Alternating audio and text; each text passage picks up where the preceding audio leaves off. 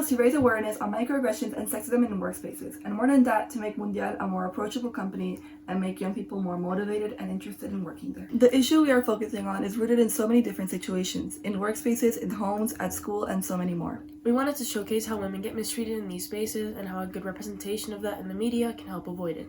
As we said before, our specific company was not in any way playing in social injustice, but we thought it was important to spread awareness on these issues through the company and its employees.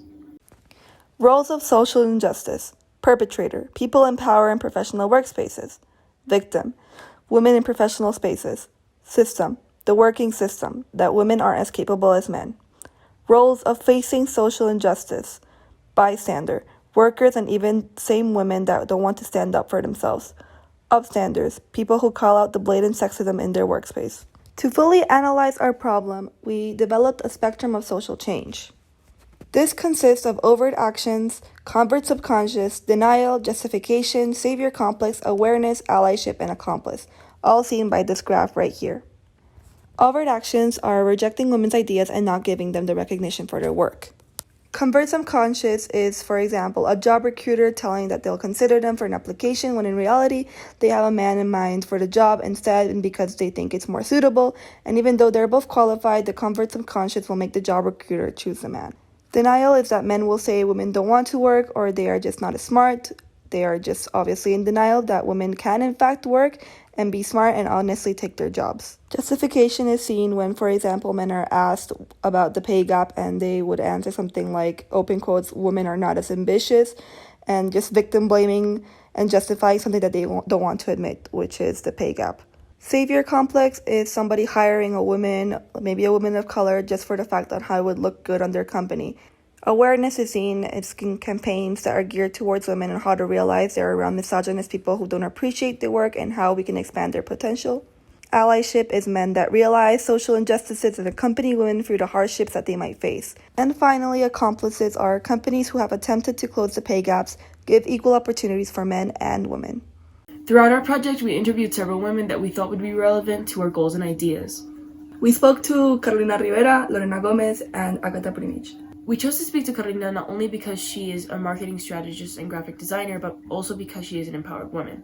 Making a name for herself in a male-dominated industry, she knows what it's like to have her work questioned and undervalued. When speaking to her, we were given great suggestions on how to improve the website to make it more captivating towards younger audience. Not to mention, she gave us great insight on how to properly show that female representation and young target audience that the webpage lacks.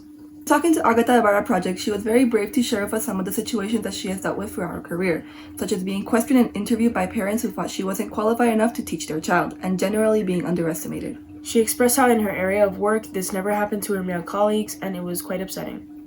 Throughout our project, we conducted 2 surveys in order to properly identify the problems within Mundial and the problems that we could work with Mundial to help solve in all professional work environments.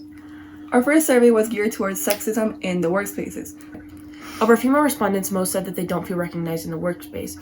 Some don't feel safe for various reasons, and we also asked about sexist offhand comments and microaggressions, where most said that they feel powerless faced with comments like these. We also asked about representation and recognition, where our respondents said that it's better than it used to be and that men will often think that they could do it better than they have, and it's normalized, but it's still not enough. Finally, we asked if women considered that it would be easier to be a man in their professional workspace, where most of the respondents stated that yes, and that sometimes less is expected from their male co-workers than from their female co-workers. Our male respondents said that the female representation in their specific companies was varied, like they both said it was between 1 to 5. The microaggressions, they said that they never really make these comments or hear them in their particular company, and that they do have the same opportunity as women, and in certain fields such as engineering, that they believe that women are faced with more obstacles than men. Our second survey discussed the marketing of the company, specifically the website. We found that 63% of respondents believe that the page completely lacked female representation. Regarding parts of the website that draw attention to viewers, all of their responses were similar to nothing. The survey also concluded that the website lacks a clear target audience and that having a more modern look would benefit the website, such as the company's Instagram account that is doing a great job. We decided to propose a marketing strategy to Mundial, not only with our knowledge, but with the knowledge of experts that we interviewed throughout our process. Although we did have some setbacks throughout our project, we realized that scheduling conflicts arose when time to meet with our professional and teacher sponsor. But with the help of proper communication and scheduling, we were able to fix these issues. Our goals for marketing have also been achieved, since after talking to graphic designers, we have developed a plan to make Mundial's page more enticing and more like their Instagram page. All of the employees were ecstatic and happy to help us. To present our innovation to our sponsors, we developed a NOSTER model, where we developed our vision, skills, incentive, resources, and action plan. Our goal was to recollect data so we can efficiently fix a prevalent problem in how the media sees Mundial. And first off, we're going to use our ability to emphasize and meticulously plan how we can make the work environment a better place, how to find discrete sexism and how harmful it is. As women, we often experience microaggressions in everyday life, and since we haven't gotten into our professional lives and the workspace, we would love making it feel safer and that we are appreciated.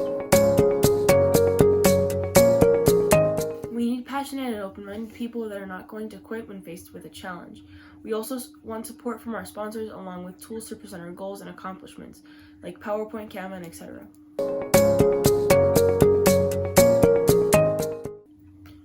Survey an unbiased audience, talk to sponsors about results, spend a day at Mundial, identify issues, set goals to solve the issues we found, and present findings and accomplishments.